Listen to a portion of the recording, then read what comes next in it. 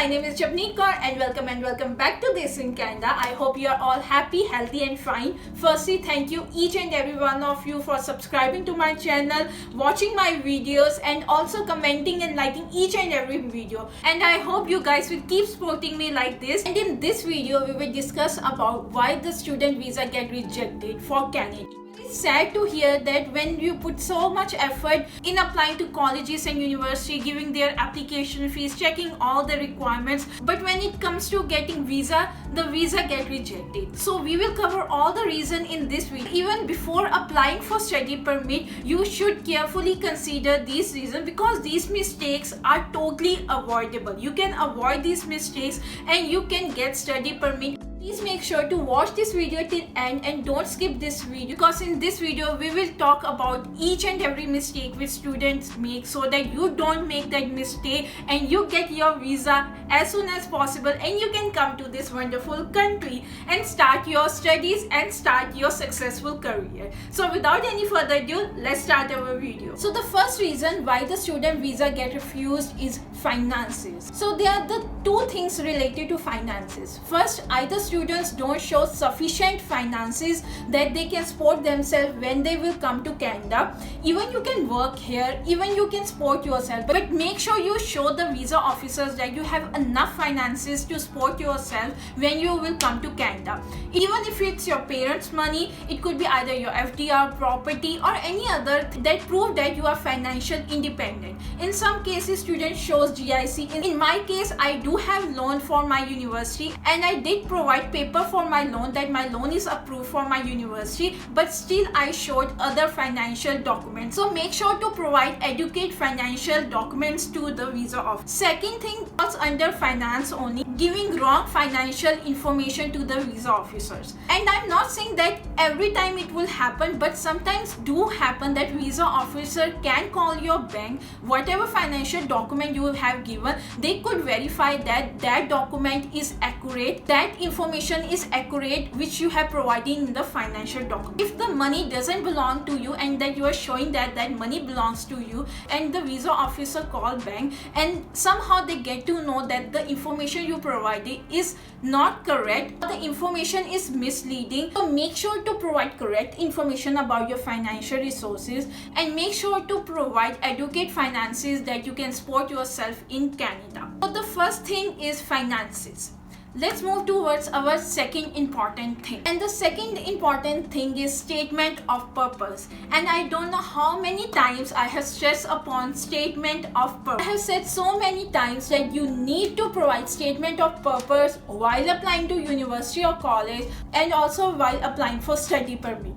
SOP is very important and very crucial. It's just an A4 size page where there are words written, but it is a lot because visa officer doesn't know you, right? They will read that statement of purpose in which you should clearly mention that what's your purpose of going to Canada, why you really want to go to Canada, why you want to pursue your program, why you want to do higher studies, why you want to leave your country and go to Canada. So these things you need to mention in SOP. Especially if you have a gap, you need to prove why you have a gap year. You need to prove that you did something during your gap year. For example, I had a 1 year of gap between my studies and so I wrote a statement of purpose that why I had that gap year and what I did during that gap. Like I gave competitive exams, I gave GATE examination, I gave other bank exams. So all these things I mentioned in that statement of purpose. Some students don't even give statement of purpose, which is very wrong. Anything you want to explain which can further strong your file, please do provide statement of purpose and please do clearly write everything in that statement of purpose. If you have a long gap year, you need to explain that why you want to go for higher studies, why you want to leave your job in India and study in Canada. And also do mention in statement of purpose that you will come back from Canada after you complete your studies. We all know that we get work permit, then we get PR and we settle in Canada. There is a process which visa officers want to see. So make sure to write that you will come back to Canada after you complete your studies. A strong statement of purpose is very important for you guys, and I can't stress enough, and I think stress in my every other video that a strong statement of purpose is very important, and you should really write that statement of purpose and provide with your file. Third reason, and one of the most common reason of study permit refusal, is the intention to come back to your home country. So as I just mentioned, that we know, and even visa officers know, that you are coming to Canada and then you will get work permit and possibly get PR here and stay in Canada. But there is always a process behind everything. So you need to show visa officers that you will come back after you complete your studies. So how you can prove that you will come back after your studies? If you have been working in India, you are just going for higher studies and you will come back and you will continue your work over here. In my case, I didn't have any job in India. So what I showed was, I showed my strong relationships in India. Like my father, mother, my sister, her family, they all live in India. My whole family is in India. Nobody is in Canada. So why I will stay in Canada? So you can show that, and as I mentioned, you should write a strong statement of purpose. So make sure to write few points in your statement of purpose. And second thing you can show is finances. Not only finances make your file stronger, you will be able to support yourself when you will come to Canada, but also it shows that if you have all your property, land, even if it's in your parents' name, that you will come back to your home country for at least those property and finances, and you will not continue to stay in Canada. So make sure to provide all the finance document. I remember that I had 2 photocopies, one for showing my finances and other just to prove that I will come back to India.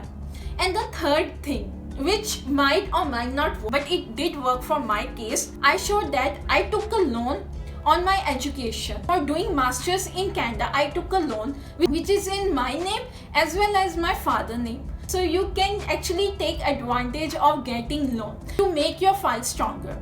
Not only this, even when my parents, when they have applied for visitor visa to Canada, at that time also still we were having loan in India, and my father got retired. So it was very difficult for us to show that why they will come back to India. Even if you are applying for visitor visa, you need to show that you will leave Canada, and that was difficult. So they showed that first my sister is living in India, so they have to come back to India for her, and also we are still having that loan and leave that loan in India and settle in Canada. We have to pay off that loan. That's why my parents have to go back to India to pay that loan, and their visa got approved for 10 years. So they got visa for 10 years. So I took that advantage and said that I need to pay off the loan to come back to Canada. And the fifth point is, which is very obvious, but we are at the end of the day, we are humans and we do make mistakes, but please check the information you have written on the form which you are giving to the visa officer. Or for example, you are writing last name incorrect, your first name incorrect, or the passport number incorrect. But these things happen and they do lead to visa rejection. Like the small tiny mistake can lead to visa rejection.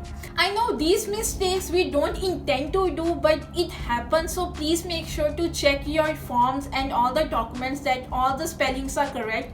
You are writing your last name correctly, first name correctly, and all the information is correct. So make sure you verify your forms again and again till you are satisfied, and or even you can ask your friend or family to verify it for you so that you don't make that mistake. Then the fifth reason is that why the visa get rejected is low IELTS score.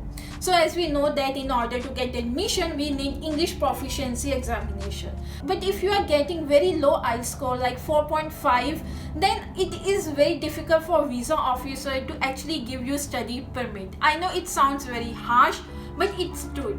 So having a good IELTS score definitely helps with your visa processing, and it makes your file stronger. So if you are having IELTS score of 4.52, I will advise that you should give your test, get good scores, and then you can apply for study. And the next reason that why the study permit get denied is that because sometimes we fall under trap, or some agent says us that take admission in this college and then you will guarantee get PR. Don't fall into these schemes. Always check, and I think I mentioned that in my last video as well, always check that whether your college or university qualifies for postgraduate work permit, whether your college or university is a good college or not. Because there are so many small colleges in Canada, and sometimes agents tell us that you can apply to this college even if you have never heard about that college before, even nobody in Canada have heard about that college before, and you apply into that college, give your hard-earned money, give them tuition fees and everything,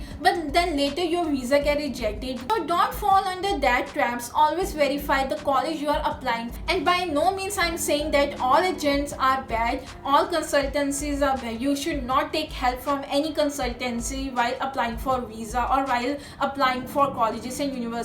Just make sure that you do your own homework. Make sure that you spend time on each college and university you are applying. It's your duty to check each and every college and university and then apply. Don't totally rely on any agency or any consultancy. And the next reason is missing documents or giving wrong info. Many students, what they do is they don't give their offer letter while applying for study visa. Now the officer doesn't know that why you are applying for visa, college or university you got acceptance for. So make sure to provide every document, finance, academics, extracurricular activities, offer letter, loan documents, GIC document, any other document, statement of purpose. Please do provide to visa officer. Please don't do this mistake. The second thing is giving false information or giving wrong information. As I told in the beginning of the video, during finances, some people give wrong information. I know it's coming very harsh, but it is reality. Don't give any type of wrong information. Are very clever. They know everything. They are doing this probably for so many years. And it's not like there is one file per day. There are so many files they go through each day, and they know who is speaking right or who is speaking wrong. So for example, some people try to hide their gap. Some people try to hide their finances. Like these things, don't do that. You can't hide anything from them. They have the information from your past, your future, everything. I'm just joking, but they do have information about lot of things which we think that it's not possible, but it's reality. Everything is online, and just with one click they can know about your family or anything. So make sure to provide right information, and please provide all the information. Don't forget any document while giving your application to visa officer. And the last point in our list today is program. So if you have done engineering in your home country, you are coming here to do commerce courses, then you need to prove to visa officer, and it actually raised red flag to visa officer that why you are changing your field. You are just coming here to do a course and then stay here. So you need to prove that why you are changing your field of study. Again, SOP is your friend. You can explain in your statement of purpose why you are changing your field. Maybe you got interest in that field, maybe you have experience in that field, or you took some courses in your undergrad and you want to continue your higher study in that specific field. So it's up to you how you will so make sure you don't do that mistake. So that's all for video. All these mistakes which I have told you in this video are totally avoidable, and you can avoid them before applying your study permit. So make sure you are very vigilant when you're applying for your visa. I hope you like this video. If you like this, consider subscribing. It will mean universe to me. And also don't forget to like this video, share with your friends and family, and do share with your friends who are about to apply for study visa. And I will see you in the next video. Till then, take care. Bye bye.